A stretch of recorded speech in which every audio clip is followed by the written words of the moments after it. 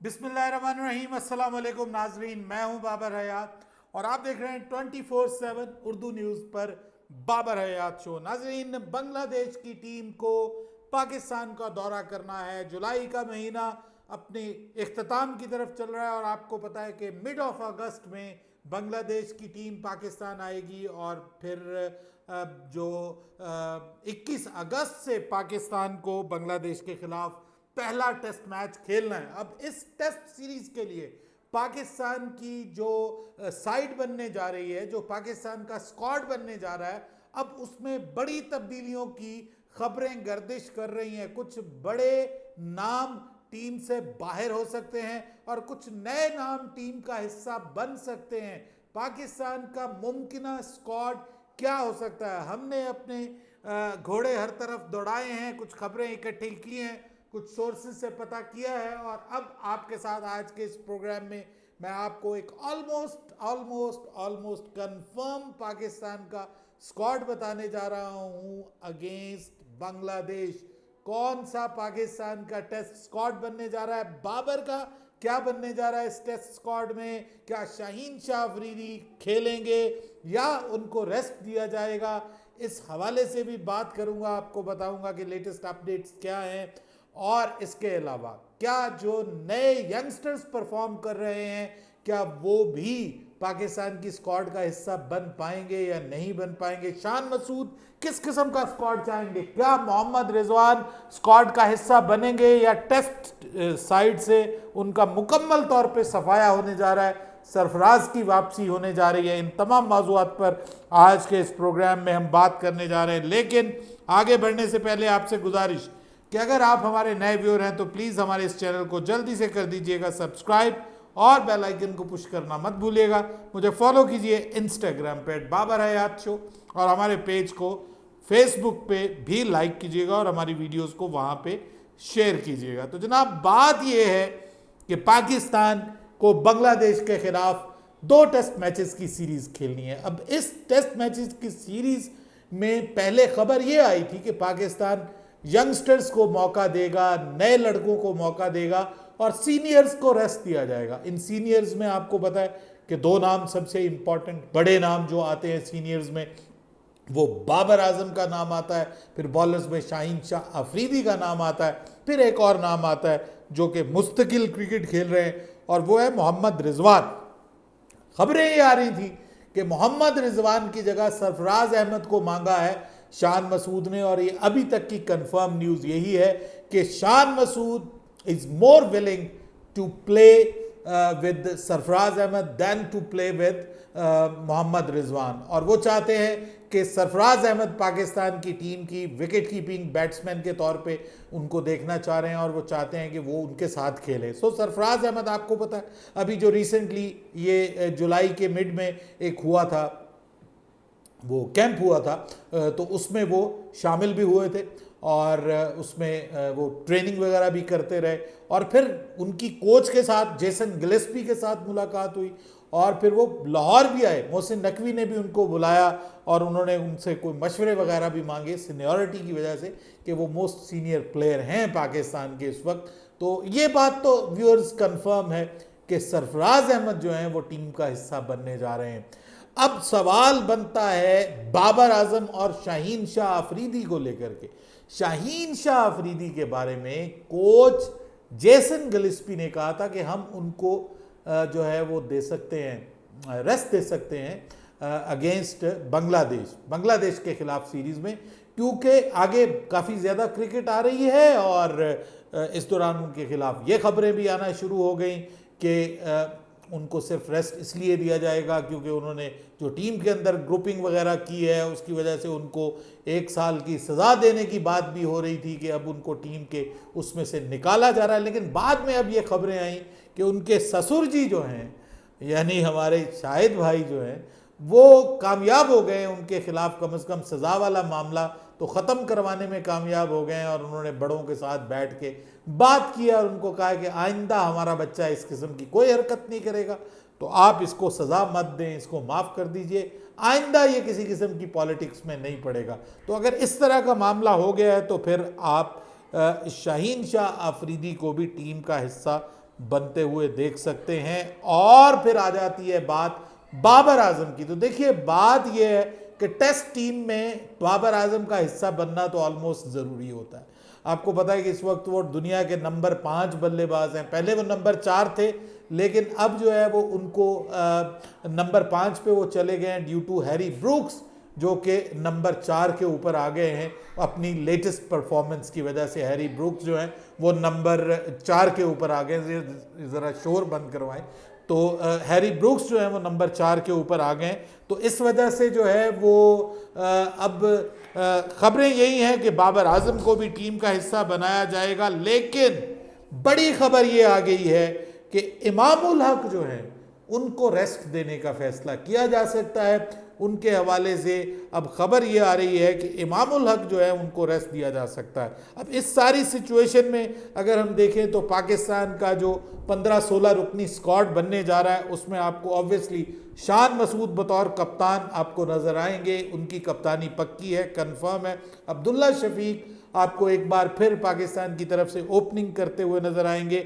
अब्दुल्ला शफीक के साथ अगर इमामुल हक ओपन नहीं करते तो इमामुल हक की जगह फिर मोहम्मद हुरैरा, जिन्होंने अभी डबल सेंचुरी स्कोर की है ए टीम की तरफ से खेलते हुए बांग्लादेश के खिलाफ, मोहम्मद हुरैरा की टीम में एंट्री हो सकती है।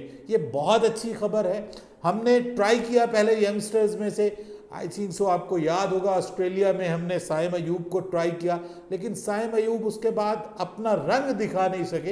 हालांकि वहाँ पे उनकी तारीफ़ें की गई और बाबर आजम अब भी उसकी बहुत तारीफ़ें करते हैं और वो कहते हैं कि पाकिस्तान का वो next big thing in Pakistan cricket होगा। लेकिन उसके लिए बाबर भाई इनको कंसिस्टेंट परफॉर्म करने की ज़रूरत है, जो अभी वो करते हुए नज़र नहीं आ रहे। तो Mohammad Huraira currently test cricket के लिए एक ज़्यादा सूटेबल प्लेयर के तौर पे नज़र आ रहे हैं, तो वो पाकिस्तान की तरफ से खेल सकते हैं, स्क्वाड का हिस्सा हो सकते हैं।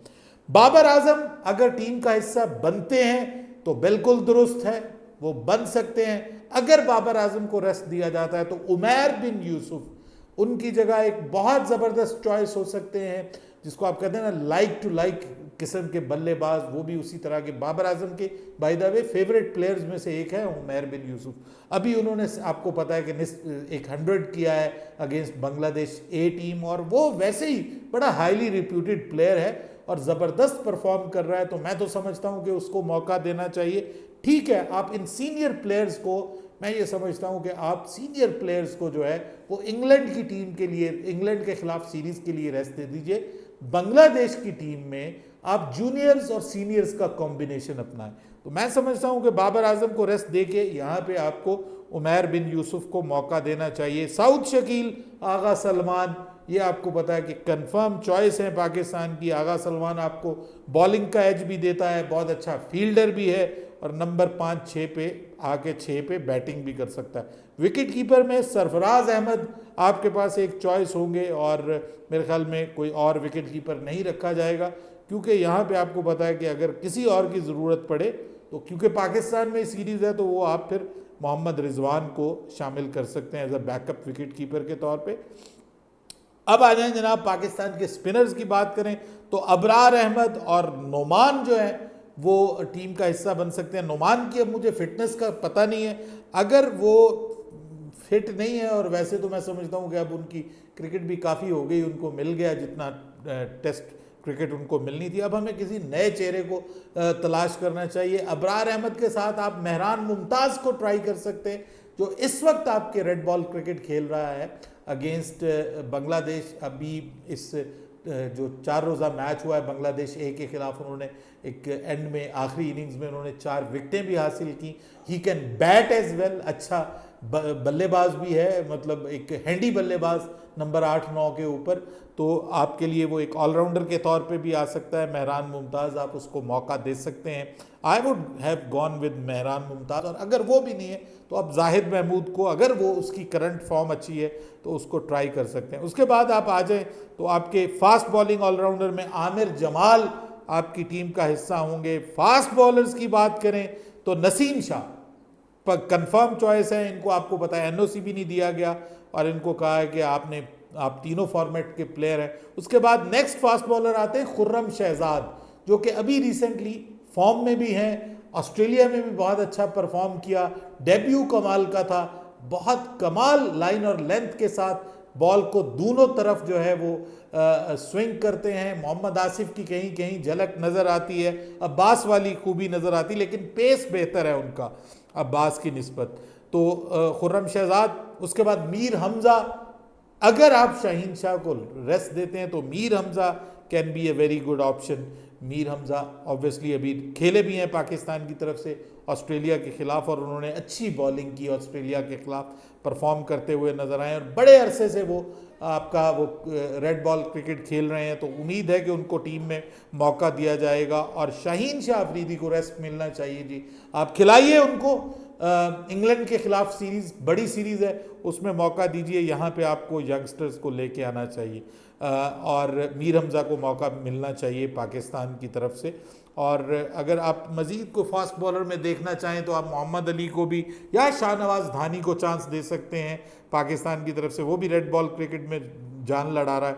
उसके बाद दो बल्लेबाज और हैं जो पाकिस्तान की टीम का मिडिल ऑर्डर का और ओपनर का जो है वो रिप्लेसमेंट बन सकते हैं, ऑप्शन बन सकते हैं। एक तो कामरान गुलाम है, बहुत अरसे से मिडिल ऑर्डर के लिए बेचारा कोशिश कर करके थक गया, अभी भी उसने सेंचुरी बनाई है। ज़बरदस्त, मतलब प्योर रेड बॉल क्रिकेट का प्लेयर है, उसको मौका मिलना चाहिए। और फिर साहिबजादा फरहान के प्रॉपर क्रिकेटर है, अभी वो कप्तान भी है, फिर उसने अभी 50 भी की है, अभी एक और मैच बाकी है जिसमें उसकी परफॉर्मेंस देखने को मिलेगी। तो मेरे ख्याल में ये पाकिस्तान का ऑलमोस्ट 16-17 रुकनी स्क्वाड ये बन सकता है, जो कि मैंने आपके सामने बता दिया। मेरे ख्याल में सीनियर्स को, मैक्सिमम जो सीनियर्स हैं उनको रेस्ट दे के जूनियर्स को और यंगस्टर्स को इस सीरीज़ में मौका मिलना चाहिए, जो कि पहले जिनको मौका नहीं मिला उनको मौका देने की ज़रूरत है। उसके बाद फिर जब इंग्लैंड की सीरीज़ आएगी तो उसमें आप तब्दीलियां कीजिए, उसमें आप सीनियर्स को ले आइए वापस, और फिर अपने कॉम्बिनेशन के साथ जाइए उसी के साथ। लेकिन यहाँ पे आई थिंक सो ये हमारे पास एक चांस है, होम सीरीज़ भी है बांग्लादेश के खिलाफ सीरीज़। मैं ये नहीं कहता बांग्लादेश की टीम को आसान लेना चाहिए, लेकिन यह है कि आप किसी टीम के खिलाफ तो आप मौका देंगे ना, यंगस्टर्स को डेब्यूज करवाएंगे, तो ये सीरीज़ बेस्ट है for that, not the England series. उसमें मैं समझता हूँ कि पाकिस्तान को अपनी बिल्कुल फुल स्ट्रेंथ टीम के साथ जाना चाहिए, क्योंकि आगे चल के वो बहुत इंपॉर्टेंट होने जा रही है। अपनी राय दीजिएगा कमेंट सेक्शन में, आपके ख्याल में यही क्या स्क्वाड बनने जा रहा है, मुझे ज़रूर बताइएगा। बाबर हयात को इजाज़त दीजिएगा, अल्लाह हाफिज़।